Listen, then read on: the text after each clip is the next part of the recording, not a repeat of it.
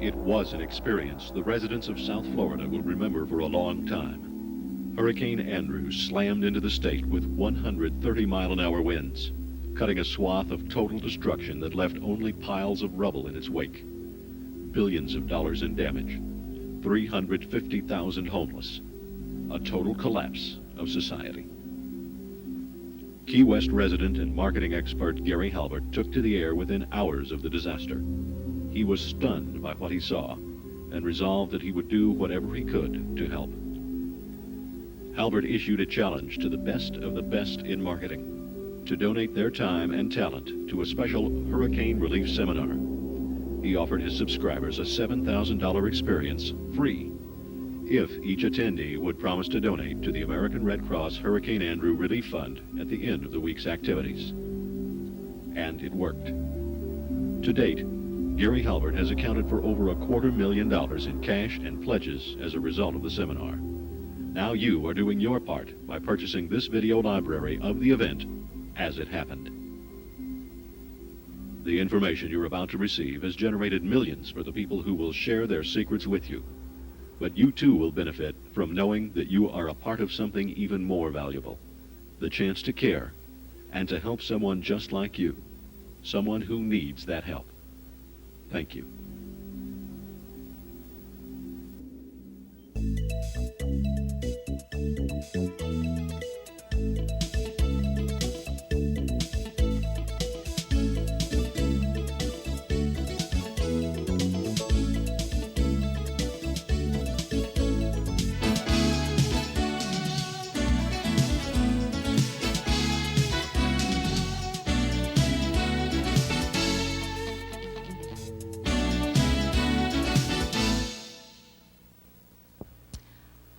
This takes me back to the very first seminar that Gary and I did in Los Angeles. It was a one-day seminar.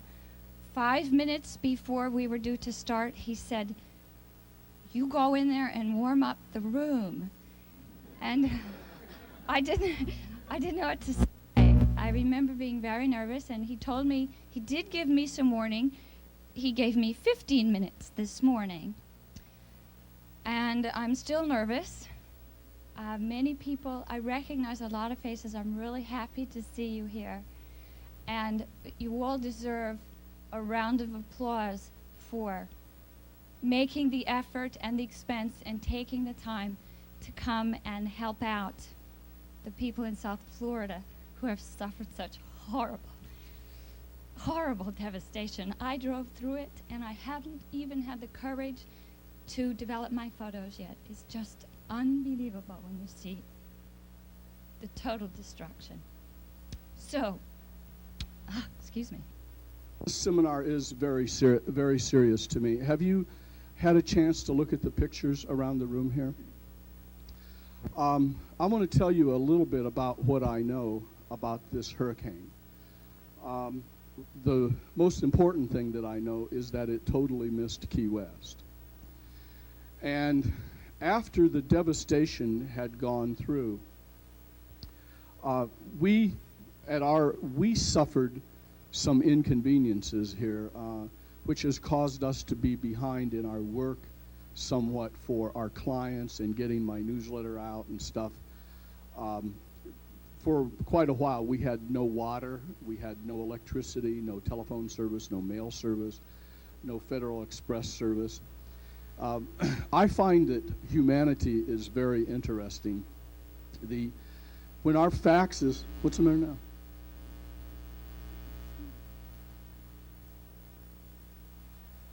Oh, someone said, she said, I need to introduce myself. A lot of people don't know who I am here.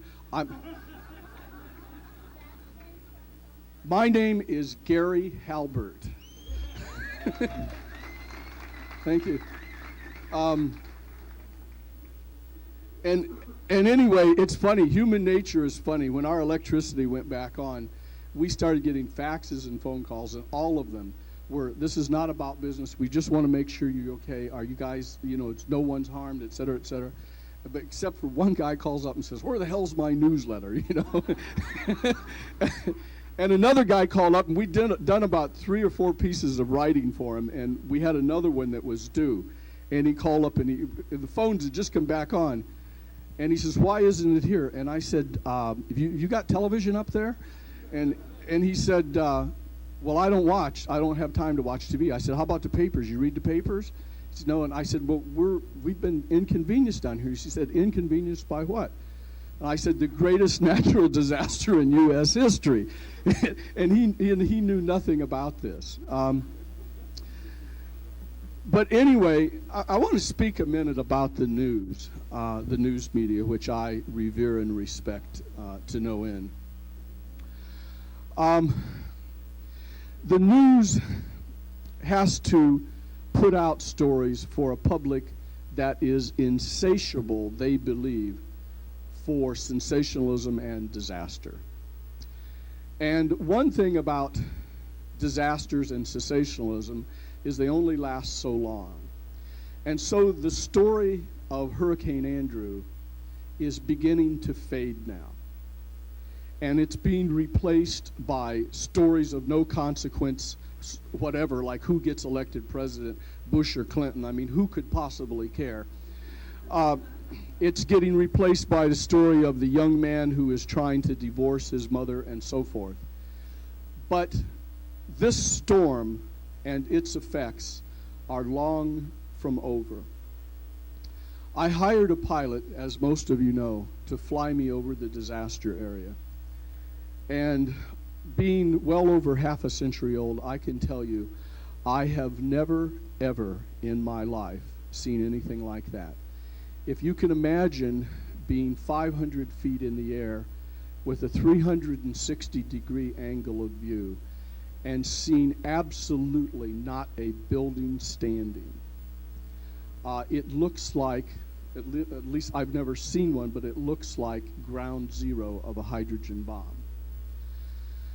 The Key West, some of the Key West civic leaders, their first reaction to the hurricane disaster is, we've got to get the word out that Key West is okay and the tourists can still come down here so we can sell T-shirts. And then we had some other people that were buying electrical generators and going up there and selling them for 5 times what they paid for them. We had people from the Keys going up there masquerading as hurricane victims so that they could get government handouts. In the news today, there are 4 people who were indicted for raising money for hurricane relief. They raised it in cash. Regarding that, every check here is going to be made out directly to the Red Cross. We're not taking a penny for administrative expenses. We personally are paying for the hall. Bill Myers is paying for all the video. All the speakers are paying for their own expenses. Every dime you contribute is going to go directly to the Red Cross. Thank you.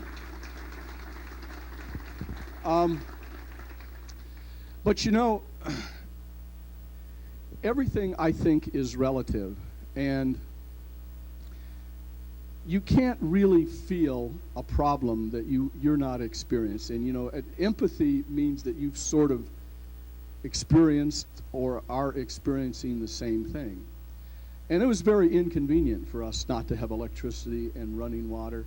But I can tell you what the condition is of some of the people up there. We have a doctor here. Would you raise your hand, Dr. Rubin? Where are you, Dr. Rubin? He's way in the back there. You might stand up, would you? About 25% of his patients are from the hurricane area. And if you want to know what it's like for them, have a chat with him. But these people, while part of the Key West business community wanted to get the tourists back in here, we have people up here in Homestead and in Florida City that didn't have water to drink, they don't have food to eat, they didn't have water to flush a toilet, they didn't have a toilet to flush, they didn't have a bathroom to put the toilet in, they didn't have a house to put the bathroom in. Place is beginning to smell like an open sewer. There's a real danger of bacterial outbreak. There is an indication now, Allstate, I just learned yesterday, is being sued, a multi-billion-dollar suit in California. because they're not doing right by the people they protected, and they're running ads down here that says, we're behind you, you're in good hands with Allstate. We'll see how good hands they're in. I don't know. I hope they are. But there have been a lot of other good people from the Florida Keys. A lot of the business community have really contributed with their heart, their souls, and their money to that hurricane relief, and continue to do so. Originally, Barnett Bank was going to match every penny we raised here, dollar for dollar. They can't do that now because they've already matched $3 million. I went on television the day before yesterday to make a plea if there's another bank that would take their place. I'm not real hopeful about that, but you never know what will happen. But I want you all to know here that I'm very proud of everybody that came here, and I think you couldn't possibly have chosen to come down for and contribute to a better cause. But in addition to helping the hurricane victims, we're going to try and accomplish a couple of other things here too.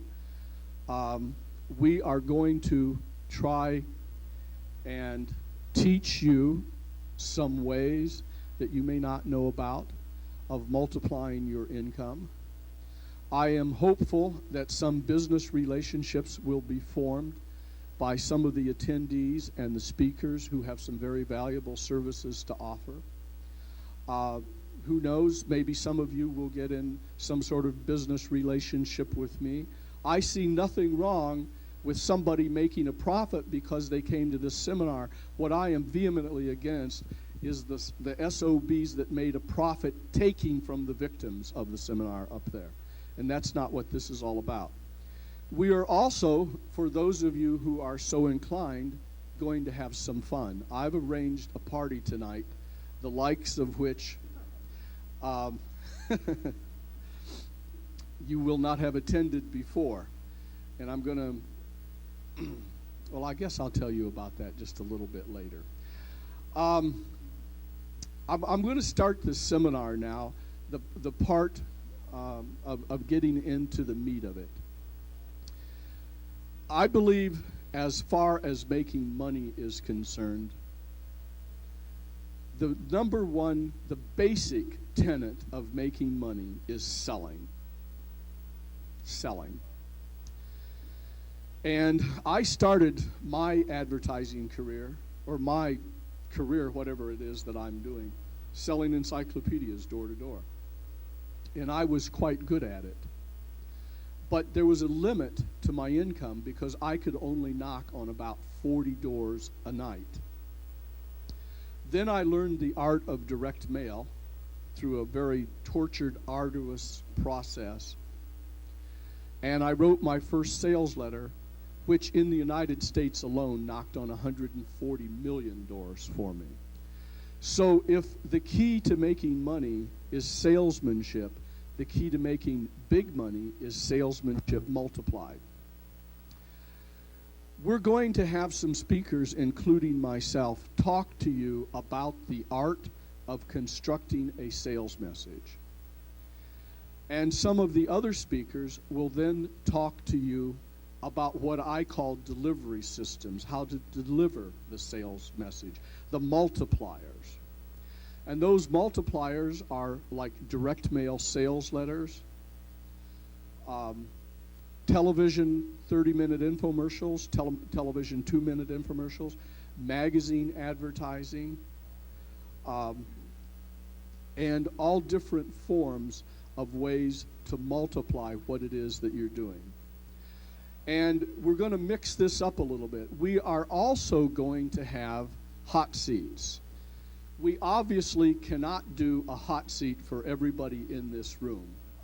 There just obviously isn't enough time. But the hot seat should be for people who have a marketing problem right now. How many people would like to have a personal hot seat with all the experts having it? Could you raise your hands there? Okay, well, there's quite a few. So what we'll probably do is take as many as we can, and maybe we'll have everybody put their name in a hat or something.